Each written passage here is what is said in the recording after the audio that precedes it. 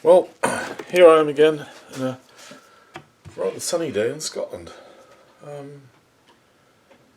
say rather unsunny because it's. I mean, actually, we do get a lot of sunshine here. It's just that you don't get it all in one day. You can get bits of sunshine, bits of hail, bits of cloud, bits of rain, bits of wind, all in the same day. But lots of rainbows. Butte, where I live, is absolutely amazing for rainbows. Anyway, this is the F project, and I'm rattling on here. The BSA, which has come along a long way actually. It's starting to look like a proper motorbike.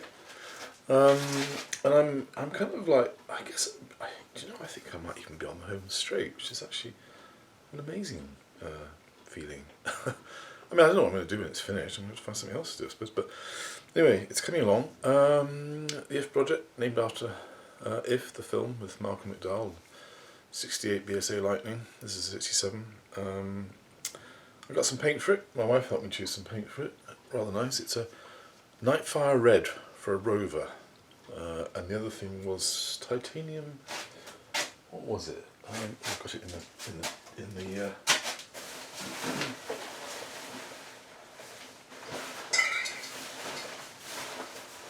oh, I can't find it. Anyway, it was it was an amazing sort of like a goldy silver colour. I think it's an Audi colour. Yeah, it's an Audi colour, that's right. Titanium silver or something like that. So, yeah, I abandoned the idea of chroming the tank or even spray chroming it. Or I just thought, quick and dirty. This is a oily rag restoration. Limited budget, you know. I don't like spending thousands of pounds on this sort of budget. I've got enough to spend thousands of pounds on as it is with mortgages, insurance and children and cars and food and animals. So I'm doing the best I can do with the resources that I have. I'll show you actually first of all I'll show you the tank. It's not clear coated yet, and I also had to put some pinstriking in it, but I rather like the colour, which I think has come out rather well. There's the tank. This tank was pretty rough. It looked like it had been somebody's had a ball peen hammer inside it and just beaten out some dents, so there was an awful lot of I don't know, rough terrain on the surface, let's say. There's the side panels. They're fiberglass, of course, so the finish is never going to be great on that. I'm going to rub them down and clear cut them. Oh, I can see the pearlescent part. I've forgotten they were pearlescent. While I was doing this, oh gosh, I've just noticed all the dust on here. That's amazing. I decided that I was trying to decide whether to use electronic ignition, which is good. I've got no problem with boilers, but boilers are a good one actually. It works really well. But I don't know. I was trying to keep this bike as original as possible. I wanted to keep as many of the original components as I could. I've even kept the old exhaust, even though they sound like they're full of rice when you tip them upside down and bits fall out. But they're actually the surface integrity is fine. So they might sound a bit odd, but it's okay. I think they'll look good. So yeah, it's basically, I just wanted to use as much of this original bike as I possibly could, because I love the fact that it's got, you know, what's the expression, provenance? There's the tool bag, which I think is amazing, with the tools in it. It's all Whitworth tools. And yeah, I mean, pretty much everything on this bike is original. The nuts and bolts, apart from a few exceptions like there, for example, but I cheated and used metric, but I've got to put a strap in there. I'm actually looking for a rack for the back. But basically, it's pretty much all the original components that I've just put, even the control cables, you know. These throttle cables are fine. I made up a funnel and hung them up with some oil inside the funnel so that it would drain through overnight. Choke cable. And I love this. I think this is amazing. This is the junction box for the choke cable. 1 into 2, obviously. I think that's so beautiful because all the ones you buy now are plastic, and this is just it's a work of genius. I mean, it's not cast. It's even got a thread cut in it. So this has been machined up. So somebody at BSA factory or wherever has obviously spent quite a lot of time making up this fitting. I mean that's not a quick job. Even if you're on a production line, that's going to take you, I don't know, half an hour, I'd say, which is incredible. But yeah, it's beautiful. The carburetors are cleaned up. I've put them on. They're awaiting a polish, but they're all clean inside. I put them on just because I have a conundrum with the coils, and I remember on the last one I had, finding a place to put the coils was a nightmare. And BSA, what they do is they do something really weird, where they put one, I think, sticks up and one lies acrossways, which is horrible. And I think that what happened was that somebody at BSA, when they built the bike originally, probably thought, oh shit, where do we put the coils? And so they quickly knocked up a cheap bracket which hangs off the. This is the side panel bracket, which is not a sturdy thing at all. It's what bolts onto the front there, and then the side panels screwed it through as little oddie clips, and that's where the coils hang off. So I'm not wildly happy about that, and I'm thinking about making up some sort of fixture that will bolt onto the engine mount there, the top engine mount, because that'll be pretty strong. Yeah, I mean I don't know. I've seen so many coil brackets fracture on these there. I'm going to try and mount. I did think of mounting it underneath the tank, just there, but there isn't space, unfortunately. I measured it. At least I don't think there is. The coils are probably going to have to wait until the very end, or near the very end, because it's impossible to know without putting the head on. I put the carbs on the head actually yesterday just to pop it on and get some rough idea of what's going on, but as you can see there isn't much space in between there. I mean, I guess I could stack them, one in front of the other, that way. That would probably work. Actually, that would work, as long as I get it dead centre. But anyway, the carbs are on, and before anybody says they're on the wrong way around, they're not. I know BSA fitted them with the float chambers facing inwards, which I thought was stupid because the tickler's on the top of that. And I've seen so many people with their Lightnings, and they've mounted them with the float chamber facing out, which is what I'm going to do. It just means that you have to reach inside to get to the mixture screw and the idle screws, but it's not a big deal, I've done that. So yeah, they're going to be facing out, and Triumph's always had them facing out. That's just BSA for some strange reason, they had them facing in, which I thought was another strange decision by BSA. I never did quite understand some of that. I think the A65, I mean, they built some beautiful bikes, and the older BSAs were just astonishingly well made, but by the time the A65 came along, I think they were running a bit low on money at that point, and they made some shortcuts. You know, they tried to improve the engine, but they just didn't think things through. I don't know whether it was just a lack of, they'd lost interest. I don't know. I mean, I've seen some of the older BSAs, like the old M20s, and my favourite, the Y13, the V-twin. Absolutely gorgeous. They were fantastically well engineered bikes, but by this point, there was some good engineering, but there was also some bad engineering. Yeah, but yeah, it is what it is. I love the heatsink for the Xeno diode, by the way. That's amazing. I just realised yesterday I didn't realise if I don't know if this is a 12 volt or 6 volt system, so I'm probably going to check the bulbs. But if it's a 6 volt, I'll just drop that Xeno out and put another one up. I'm not going to run it on 6 volts. I'm going to run it on 12 volts. And oh, you know what? I've got the old coils. That'll probably tell me. Yeah, these coils here, they're actually off. They're off Rob's Thunderbolt. They're the later ones, and they're smaller. The older coils were much chunkier, and God knows how they got them in there. I remember on my last 67, I think it was the single most awkward job on this bike, was trying to find a place to mount the coils and mount them. With the wiring diagram, I just had to get the colour codes because I didn't know what the colours were. So I've got that, so I know where the wires plug into. Interesting. Talking wiring, I ordered these are 4CA contact break, Lucas 4CA contact breaker units, and that's what they were fitted. This is what this bike was fitted with originally. I've got two of them. Sorry, I think that came off my last BSA actually.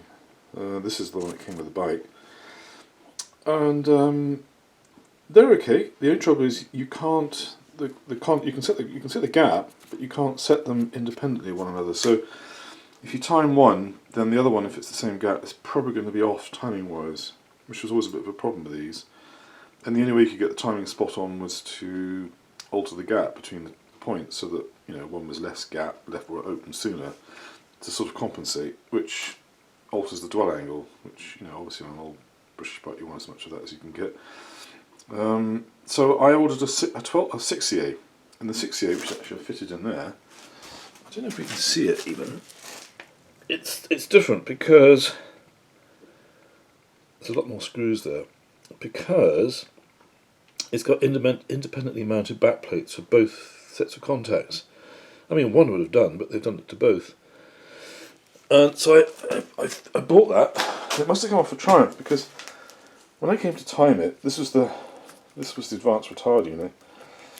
I suddenly thought, hello, there's something weird going on here. Why is the timing a bit strange? And I was thinking, this is in full advance and I'm retarding it, but actually it's not.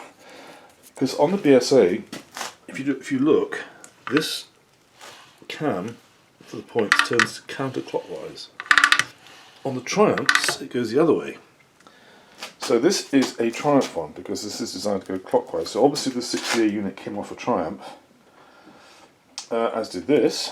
The back plate's no problem, because it doesn't matter if it's BSA or Triumph. The 60A is the contact setup is exactly the same, but the advanced retard unit's different. And that one was, I don't know why I haven't got. I should have two here, but anyway, this one was advancing the wrong way. It was basically retarding it. So it would have been stuck on full advance, and then when it sped up, it would have actually retarded the timing rather than the other way around. So I put in the original 4CA advanced retard unit, which I heard there were issues with because it had, I think, too much dwell angle, so it was causing points bounce or something, which could cause extra firing in the motor and do strange things to it. But to be honest with you, I think that's the least of the problems with these bikes. I think if you set the gap right, especially with the 6CA, you set the timing right, which is now set. It's now set properly. So both points were opening. I just used a multimeter and timed it so that on full advance the contact opened at that exact moment that the timing marks on the other side lined up. This engine's now full of oil, by the way. Anyway, so that was my 6CA 4CA contact breaker saga. The 6CA ones, they're actually pretty good because, as I say, you can set them independently. The points, you can set the timing independently, so you get the gap exactly the same on both. So the dwell angle is pretty much identical on both sides. So that was the good compromise between this and a Boya, or whatever else, Lucas, I don't know. But the beauty of this old ignition system is that you don't need a good battery for the bike to fire. As long as the alternator's working, they'll fire on just about 0 volts. You know, as long as if you crank the engine fast enough, you can generate the voltage, they'll work.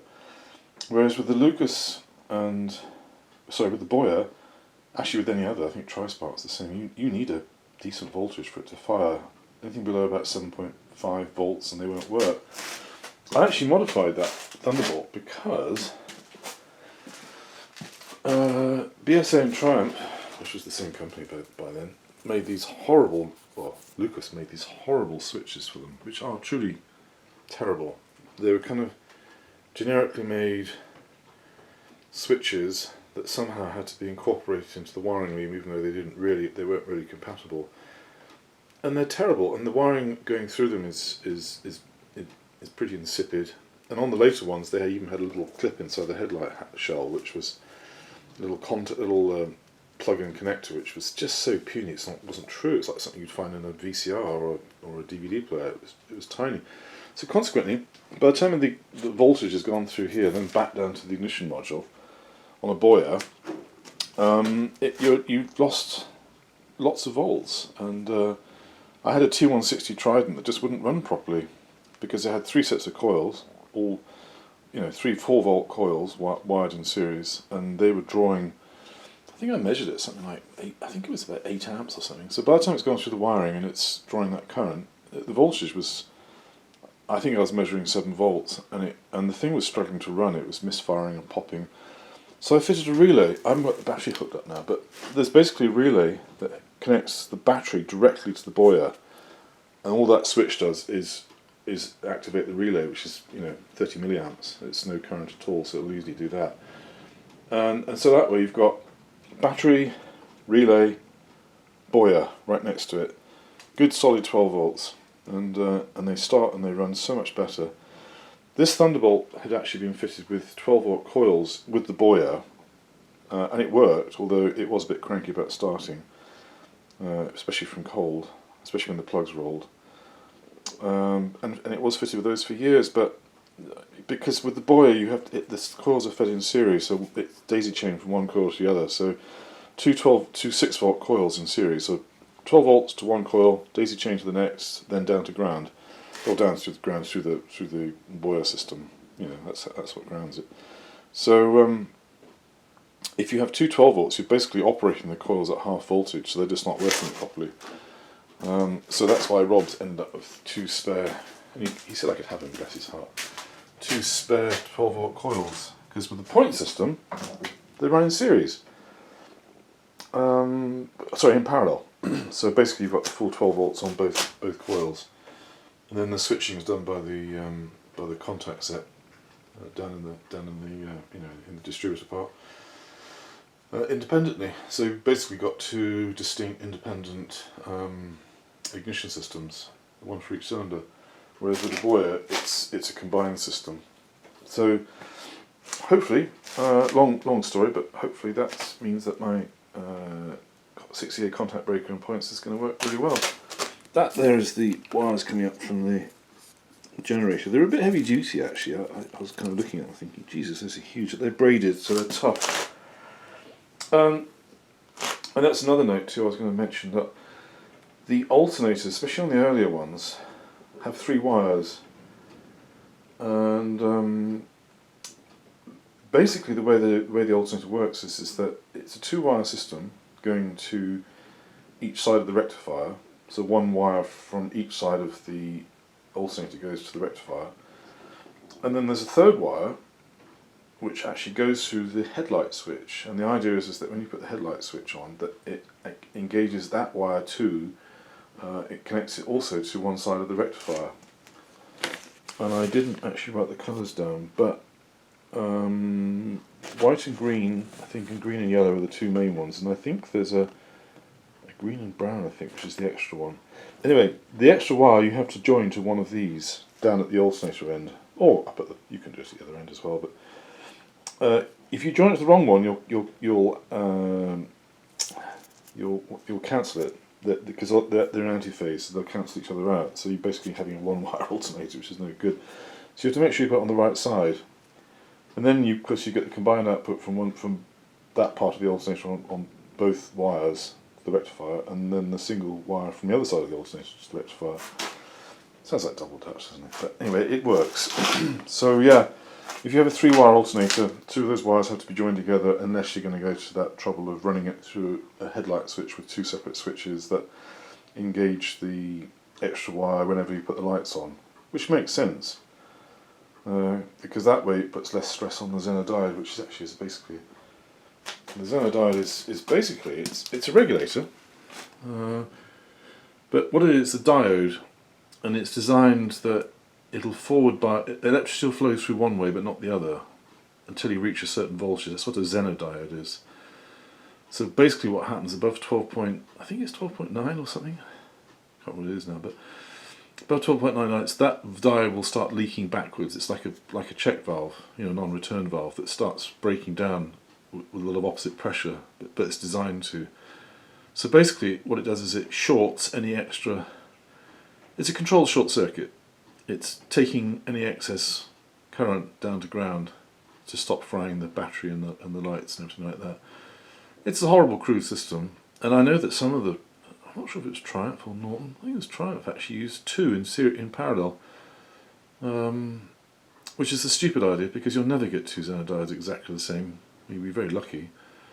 That was their attempt to try and stop them from burning out, but this is the best way. Good heatsink, good airflow, and honestly I think if you've got a good alternator it doesn't hurt to run the lights on, because that takes the strain off the Xenodiode.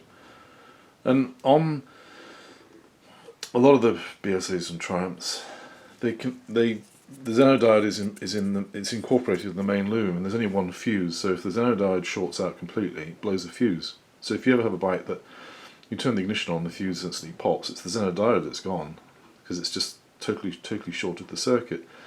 So what I do is I modified them so that the Xenodiode actually comes off the stoplight circuit through a separate fuse. or the horn circuit. So if the horn or the stoplight stop working, then you know the Xeno is blown. That's one way of doing it. That way, the bike, at least you can ride it home if that happens. But yeah, and I've also fitted the oil light on this one. That's the oil pressure switch just there. It's not pretty, it's not elegant, but you know what? It's going to work. And it has worked. I've done it before loads of times. So yeah, it's just a matter now of finish off the paint. You've got to pinstripe those. A little bit of light sanding. Maybe I'll give it that coat actually, because that's quite crazed. Somebody at some point has been absolutely crazy with some coarse grit sandpaper or something, because it's really quite scored. So yeah, usually just a bit more rubbing down, a bit more paint. So I'll do that. Pinstriping on there on the tank. I masked that and didn't do a great job of it, as you can see there, but I couldn't get the right tape on here on view. I could only get the 1 inch wide stuff, so it was really hard to mask it. So I'm going to get the right stuff and do it properly. And now I'm lapping in the valves. So I got new guides. I don't know if you can see that. I've got the car brushes, so it's made things complicated, but I put the new guides in. You just have to get the head cooking hot and then knock the old guides out from the top down. I don't know what I've done with the old guides actually. They were pretty shot. That's what the old guides look like. So I tapped those out. They came out. They were actually in there pretty well. So I know that the head's good. And then I had to recut the valve seats because of course the guides are. When you put them in, they're never exactly the same as the originals, and there's a misalignment, so you get an offset in the valve where it sits slightly to one side. It's only a couple of thou, but it's enough to cause a bad leak, exhaust leak, a gas leak. So I popped this down to the local garage, and the guy there very kindly got an old-fashioned valve seat cutter and recut it for me. As you can see there, quick and dirty, but it's good. And I clean the old valves up because they're actually alright, they're not too bad. Some of them you can see where they've worn on the stem, but these actually seem okay. And they're a good fit now. Yeah, and so I'm just lapping in now with a bit of the old, this is a tedious, I hate this job.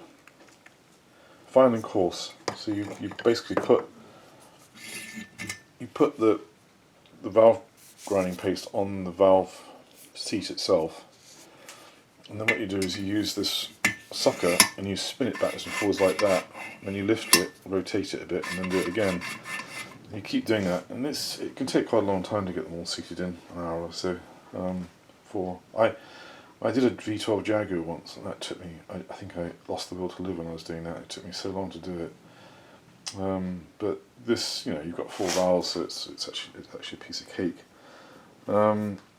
So yeah, that's what I'm doing right now. I'm just going to get this finished so I can get this head back on. I cleaned up the old brush that there's dust over, it's paint dust, overspray. Should cover everything up, I guess. So yeah, this is all getting to the point where I can get it nailed back together, which will be so nice, and I can put the exhaust on. And then it'll start really looking like a motorbike.